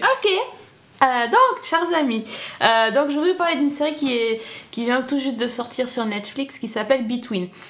Pour l'instant, il y a eu à ce jour 2 épisodes seulement. C'est voilà, c'est ce qu'on pourrait appeler une série de l'été, mais série d'été, voire téléfilm de la 6 du dimanche après-midi. Donc bon. Under the Dome. Est-ce que c'est sur une échelle de Under the Dome à... Je sais pas d'autres... C'est une série un peu style post-apocalyptique, un peu dystopie. T'as The Walking Dead, t'as Under the Dome, t'as Révolution, c'est par là. C'est par là. Ok. Ouais, c'est par là.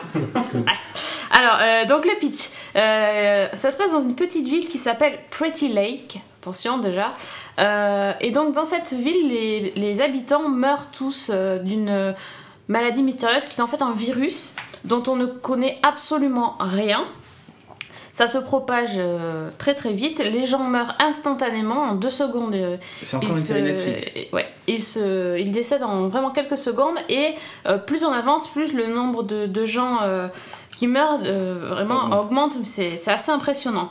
Jusqu'à ce que un des personnages, donc qui est en fait un lycéen qui est un génie, et va découvrir enfin que les gens qui meurent en fait sont tous des vieux, ou plutôt des vieux pour la cible, c'est-à-dire ils ont plus de 22 ans.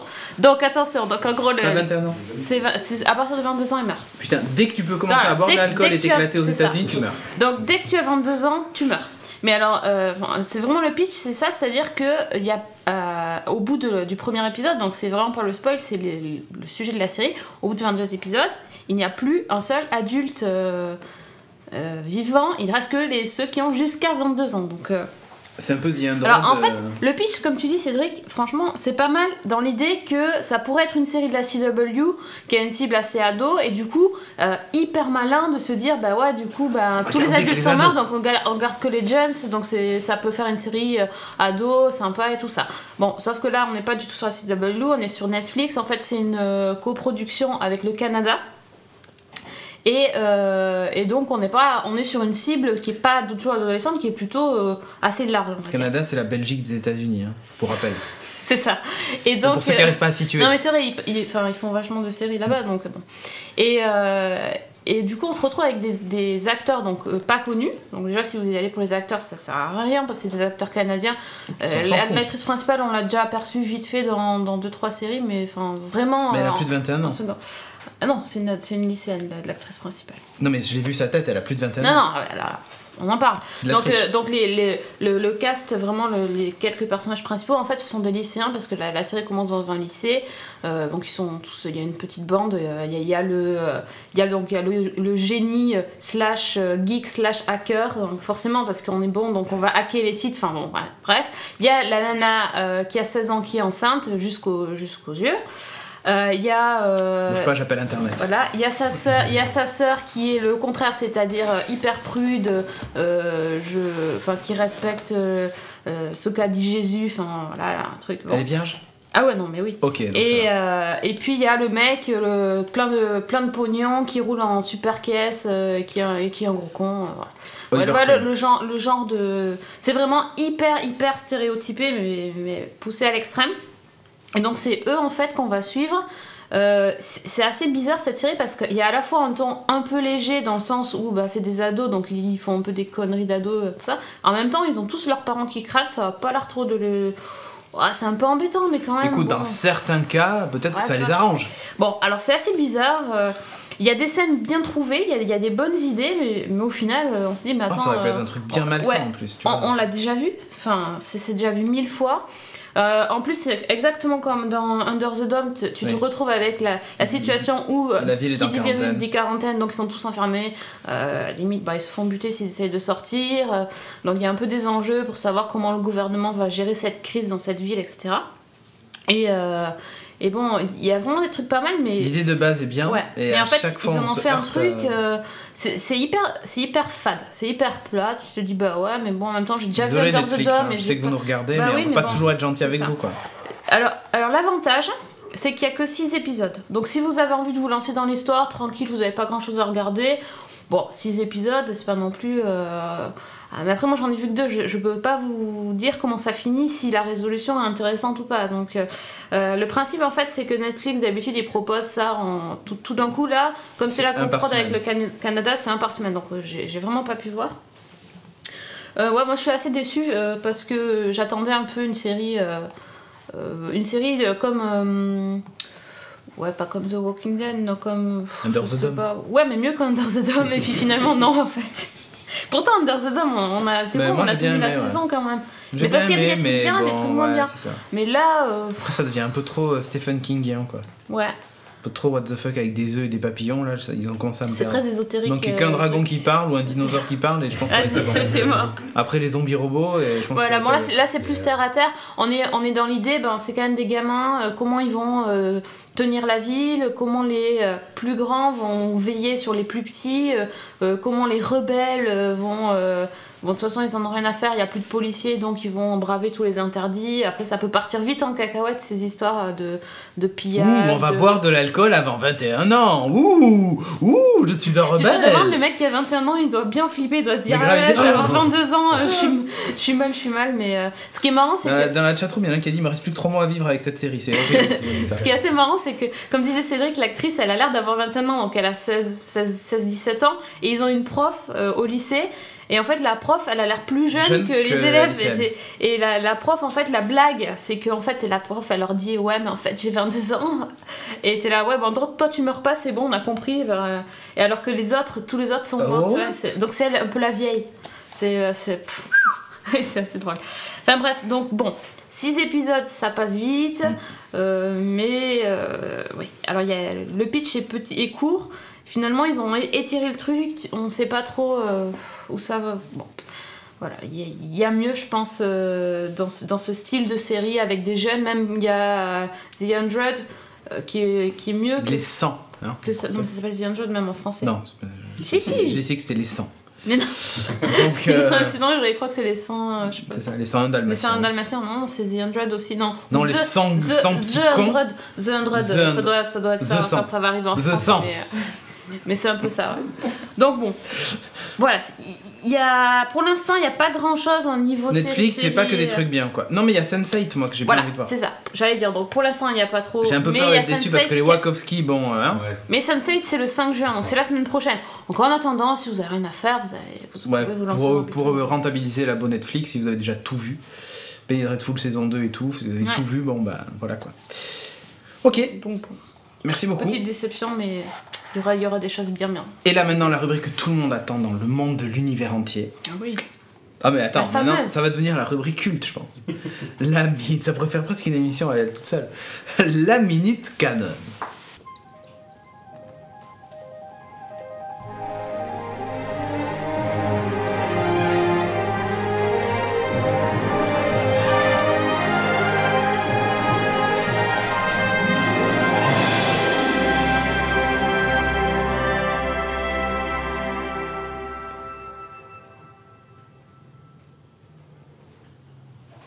Pour démarrer cette minute canon, c'est donc Timothée qui va devoir pitcher un film. Donc je rappelle le principe de la rubrique, on montre une affiche que vous n'avez pas vue avant, et vous devez pitcher le film comme la Canon faisait finalement pour vendre ses films à des gens pour financer le film. Quoi. Vous avez 1 minute chacun. Ouais, on a limité à 1 minute parce que sinon ça pourrait durer pendant 3 heures le temps d'inventer le scénario qui arrive petit à petit. C'est un exercice pas facile, hein, donc... Il n'y a même pas de seconde de réflexion. Et évidemment, vous n'hésitez pas à voter. Alors vous pouvez utiliser le hashtag GeekingGel si vous voulez faire ça par Twitter. Vous indiquez si c'est Timo, Kéké ou Sophie qui ont réussi. À la fin, vous gagnez ou vous perdez, quoi. Il n'y a rien à gagner. Voilà. C'est pas grave. Évidemment, dans la chatroom, vous pouvez aussi... Vas-y Timo, fais mieux que Wolf Copland, on nous dit dans la chatroom, celui de la semaine dernière. En plus, je suis fatigué. Ouais, c'est pas grave, c'est justement là qu'on obtient les meilleurs résultats. Allez, donc pour Timothée, est-ce que la régie est prête ? Oui. 3, 2, 1, c'est parti. Oh putain, c'est un film qui est sorti là en plus. Oui, il est vraiment sorti, oui. Ah, vas-y. Alors, Alien Tampon. Putain. Ça raconte quoi ? C'est une baseline. Ah ouais, la baseline est top. Oh la vache, qu'est-ce que c'est que ça ? Ah, vas-y. D'accord. Donc, C'est l'histoire de Brianna qui se retrouve dans un supermarché parce qu'elle est en pleine période de règles et elle n'a pas son dernier tampon. Elle trouve la dernière boîte qui est une sorte de marque improbable qui s'appelle Zone 52 et elle se dit bon allez je vais prendre cette marque là, c'est la seule qui reste. Elle teste, c'est un petit truc, un tampon vert qui quand tu le touches ça fait bleu, ça conduit un peu, c'est étrange. Elle se dit bon ok pourquoi pas. Du coup elle s'enfourne ça et elle se retrouve possédée par la conscience de l'alien qu'il y a dedans, parce qu'en fait ça fonctionne comme un symbiote Goa'uld, ça te remonte dedans, t'es niqué, et tu vis à la place enfin, t'es dépossédé de ton esprit, et c'est l'alien qui te contrôle, tu subis tout, tu vois tout, tu maîtrises plus rien, et elle va assassiner plein de gens, elle va bouffer plein de gens, parce que son but c'est de se reproduire en collant la bouche des hommes là-dessous, pour éjecter des petits aliens chez les autres personnes, et ça grandit jusqu'à la fin. Eh ben tu sais quoi, tu es pas loin du vrai pitch du film. C'est vrai. Non, c'est pas une blague. En fait, c'est un vaisseau extraterrestre qui s'écrase et qui contamine. Il y a l'alien avec son sang, ou je sais pas quoi, une météorite qui contamine en fait un tampon. Classique. Et la fille se met le tampon contaminé dans les toilettes d'une soirée ou je sais pas quoi. Et elle se retrouve après à tuer des gens. Je vous jure que ce film existe. Il faut qu'on le voit, je pense. Hein, je pense que nous n'avons plus le choix maintenant, il va falloir regarder le film. Donc tu es très proche du vrai pitch.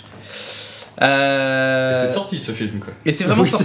C'est sorti. Il y a des gens qui l'ont vu. Cherchez Alien Tampon, vous allez voir la bande-annonce. Après Teeth, c'était déjà assez bizarre avec la chatte à dents. La chatte à dents. C'est vrai. Il y a eu la chatte à dents. Allez, est-ce que tu es prêt, Kéké? Tu auras une surprise. On va essayer. On peut inventer n'importe quoi. Vous pouvez même prendre un pitch d'un autre film du coup. C'est quoi, c'est Mad Max? Ah ben non, tu sais pas. Tu peux recadrer. Allez, recadrage. The Kéké. Là, c'est pas facile. Hein. Là, Timo, tu es grand. Encore mieux que le pitch original du film. Attention. Là, il y a du level. Hein. Mais après, le film a aidé. Hein, tu vois, parce qu'il y a des gens qui ont dit oh là là, c'est vraiment chaud là. What the fuck. Je suis content de ne pas être une fille, on nous dit aussi. Hein. Je suis contente que ça soit pas tombé sur moi, je te dirais. Non, peut-être t'en as un pire, tu sais pas. Ah oui. C'est un vrai film, putain, mais ça qu'il faut J'en ai un bien pour toi, Sophie. Ah, merci Régis. Allez, 4 derrière. 1, 2, enfin non, plutôt 3, 2, 1, c'est parti. Action. Beach slap. Prepared to get slapped. Ah, alors. Get slapped, beach slap. Ok. Alors, vas-y, Kéké. Pitch-nous le film. Ça parle de quoi, ce film? Alors, dans un futur post-apocalyptique où les démons ont envahi la Terre, un trio de 3 tueuses. De 3 salopes. 3 jeunes filles, je veux dire. Beach slap. 3 jeunes filles. Stéphanie, Marion et Julie. D'accord, tu choisis. Il essaie de lire le nom sur les étiquettes. Non, j'essaie d'imaginer le truc. Vont donc devoir affronter une horde de démons, et en particulier leur chef, l'abominable Asgore, le malfaisant.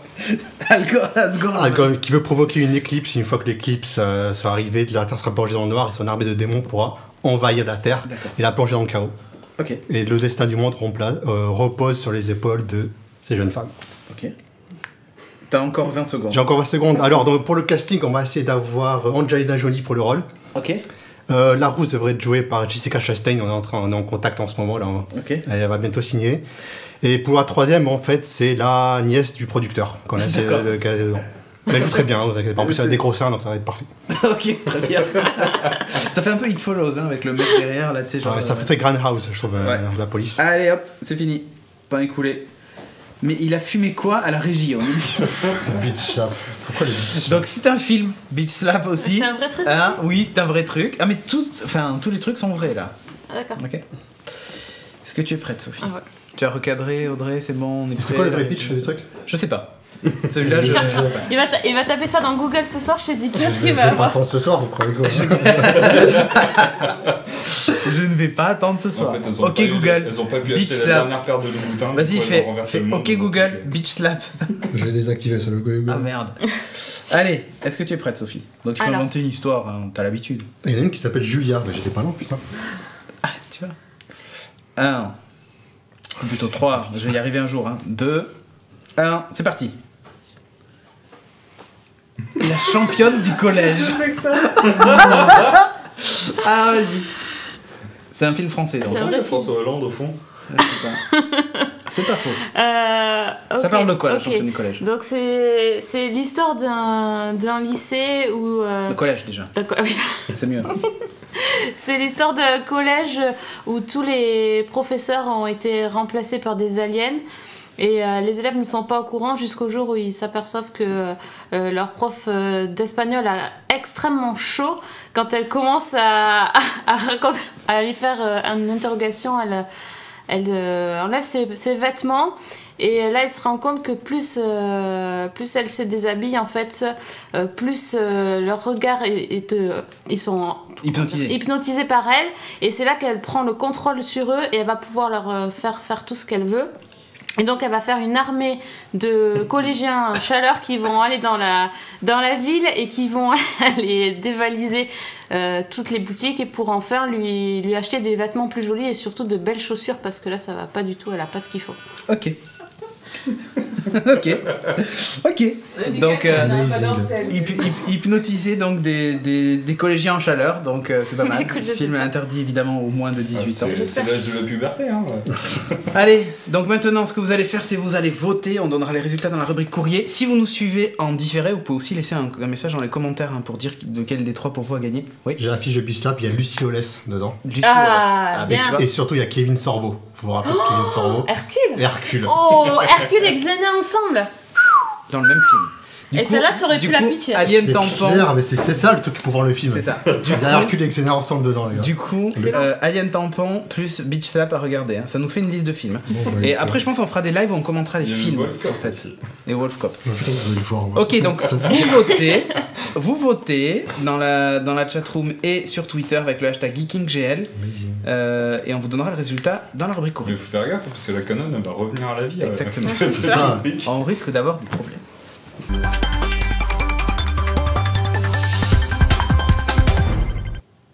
Où c'est le mal, t'as été tenté encore de parler pendant le jingle, je t'ai vu.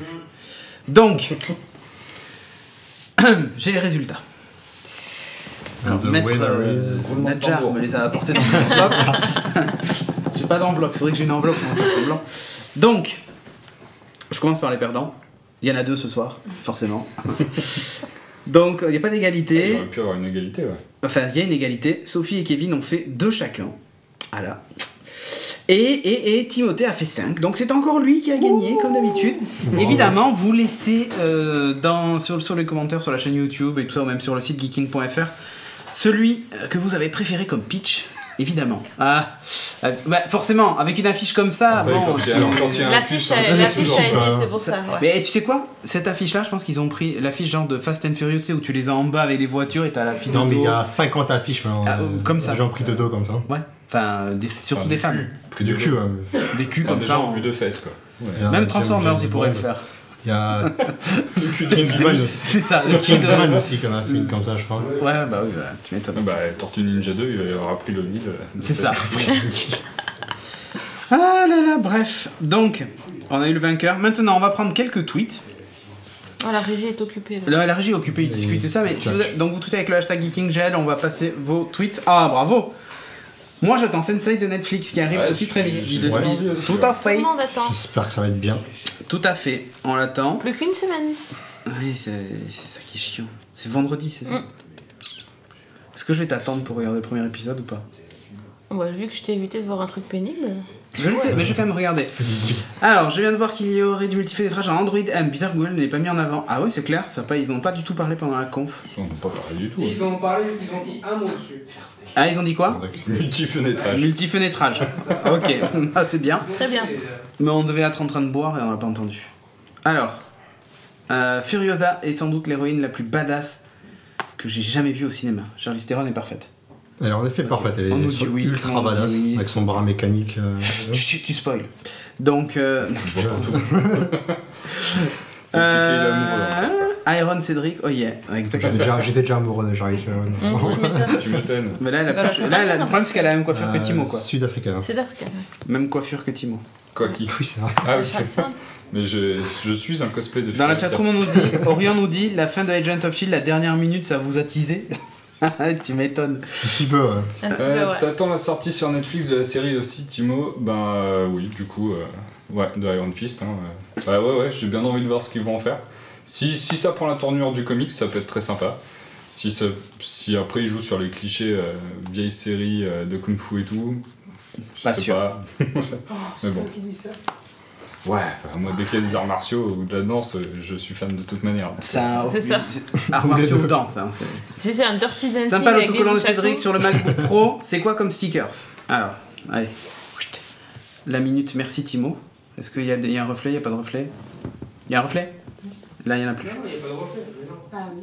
Voilà. Alors, on fait la mise au point. Parfait. Guardian of the Galaxy. On est au studio Nowhere, rapport au Gardien de la Galaxie. Donc, logique que le MacBook ait ça. C'est bien, mais ça recouvre parfaitement la pomme. Et on la voit pas en transparence. T'avais pas ça, hein.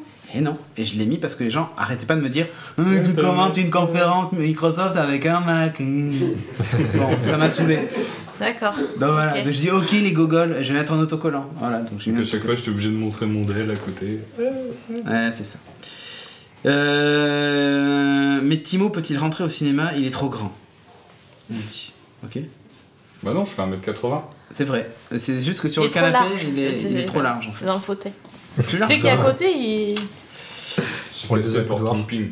Alors, Elon Musk compte aussi sur le fait qu'aux US, le réseau électrique est complètement pourri, mais grave. C'est ce que je disais tout à l'heure, en fait, ils ont des coupures tout le temps, enfin, des hausses de tension et tout ça, c'est dramatique. Alors, est-ce que c'est Shiryu, la petite figurine à côté des True Blood? Bah oui. Bah ouais, juste là. Ding Ding. Ouais, essaie de le montrer, comme ça on ne peut. Je réclame des droits d'auteur pour la Minute Gameblog. Mais peut-être qu'on va pas l'appeler la Minute Gameblog pour éviter d'avoir des problèmes. Tu sais, nous, on respecte les gens. La Minute journaliste. La Minute du Ménestrel. D'ailleurs, j'ai expliqué au Ménestrel qu'il avait mal collé sa tapisserie cette semaine. Oui, ça va. C'est dégueulasse. C'est très mal collé, sans déconner. Non, mais on est d'accord ou pas? Oui. Bon. Ça choque personne en plus. Non, alors que nous, la nôtre, elle est très bien collée. Tous les raccords sont faits. J'ai bataillé pour le faire. Tiens, la plaque d'immatriculation Autotime devrait finir l'émission au sol. Elle est en train de tomber, on voit bien la traînée de pâte fixe. À quand la critique à propos de Kung Fury? Je l'ai vu seulement tout à l'heure. J'ai regardé hier soir à minuit, enfin non, 23h30, je sais plus quand, dès qu'il est sorti. Ouais. Il y avait marqué plus de 301 vues, tu vois, sur YouTube. C'est-à-dire vraiment, je l'ai regardé direct. Ils étaient à 2 millions et quelques. Ouais, ça a cartonné. Donc c'est un projet Kickstarter, pour le rappel, de faire un film un peu what the fuck. Ils ont récolté un budget de ouf. Et techniquement, c'est fou. Ça dure 30 minutes, c'est pas très long. 30 minutes. Ouais, non, mais c'est la durée qu'il fallait. Je pense que ça aurait été chiant. Moi, j'avais peur du syndrome Iron Sky, qui avait une balance qui déchirait. Ouais, c'est-à-dire, Iron Sky, le truc, c'est que au départ, on fait ça pour s'amuser. À la fin, c'est presque un poil trop sérieux. Ou Sharknado, tu vois, genre s'ils nous avaient fait plus d'un. Oups. Ah merde. Alors, mauvais exemple. Le projet Jacquard rend n'importe quel vêtement tactile annoncé à Google I.O. Ouais. Mais pas pendant la conf. Jacquard, c'est le mec des visiteurs, ça. Donc là, on parle vraiment de la conf. C'est ça. C'est ça. Non, c'est aussi pour le tissu, en fait. Que pensez-vous du trailer Superman vs Batman et à votre qui va gagner? À votre avis, qui va gagner? Ça va être Batman. Moi, je dis juste qu'il va saigner. C'est ce qu'il a dit. Superman va saigner. Tu vas voir ses règles. Non, Batman, il a dit. Do you bleed? Et voilà. Et après... Ils vont faire des bébés. Tu vas saigner. C'est ça. C'est ça. S'il y a une histoire d'Iron Fist au milieu, enfin je veux pas savoir. Le trailer m'a pas vendu du rêve. Ouais, je suis pas très optimiste. Limite, je commence à être plus intéressé par Suicide Squad, alors c'est pour dire. Est-ce que tu pourrais nous en dire plus sur le casque Iron Man? Encore. Écoute, on en reparlera une autre fois. On fera un live spécial le studio. Le casque d'Iron Man. Non, spécial le studio. Tu vois, genre on va prendre 1 heure. On va répondre à toutes vos questions et on va faire le tour de tous les goodies et tous les trucs qu'il y a dans le studio. Mais bon, après, la question est intéressante. Le problème, c'est que je pense qu'on l'a dit à peu près 500 fois. Chaque épisode. Mais on l'a pas enregistré. C'est toujours été en live, non enregistré, non rediffusé. Donc, cette fois, tu l'auras. Y a-t-il un... Attends, et il y a le jeu Kung Fury sur Steam.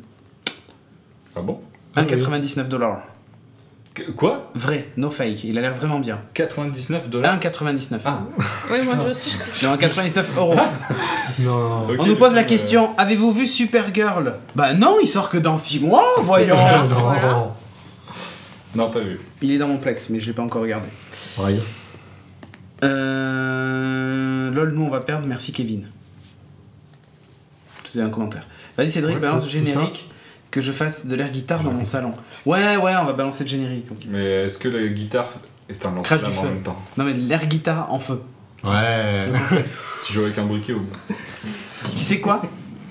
je vais faire, pour la vignette de cet épisode, je vais faire un gif animé où tu vas faire de l'air guitare et je vais rajouter des flammes au bout du gif animé. Comme ça, on a notre vignette d'épisode. T'as pas une guitare héros Non, ah si, j'en ai une, mais je l'ai pas là. Putain, c'est con, on n'est pas de guitare dans le studio. On va corriger ça dans les prochains numéros. C'est tout. C'est tout, c'est fini. On a fini. C'est bon, il est 23h01 ou putain on est en retard, il faut qu'on remonte. Ah mais non, il n'y a personne derrière. Mais c'est pas grave. Surtout, maintenant vous désactivez votre adblock, on va foutre le générique et 3 minutes de pub. S'il y a personne pour le regarder, c'est dégueulasse. Hein. Ok.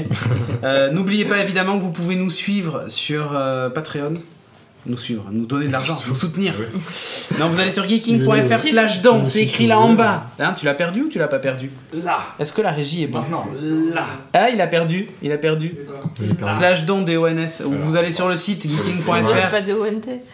Non, mais il pourrait y avoir juste don DON. Ah oui, d'accord. Là, c'est pour inciter les gens à en faire plusieurs. Ok. Ok. Donc vous avez. Sinon sur le site geeking.fr, dans le menu en haut, nous soutenir. Et vous pouvez. Voilà, j'ai fait le /non. Non, mais qu'est-ce que tu fais? J'ai écrit Geeking. Il fait du R. Du R, non. Voilà, c'est en bas. Tu vois? Je t'ai dit, je l'avais écrit. Et vous pouvez nous soutenir, soit nous faire un petit virement PayPal, évidemment, des familles, ou alors nous soutenir sur Patreon avec un petit truc régulier. Ça va de soi. On accepte aussi les chèques. On vous donnera l'adresse bientôt. Et quoi d'autre? C'était tout, je pense. Hein? Le ticket resto, non?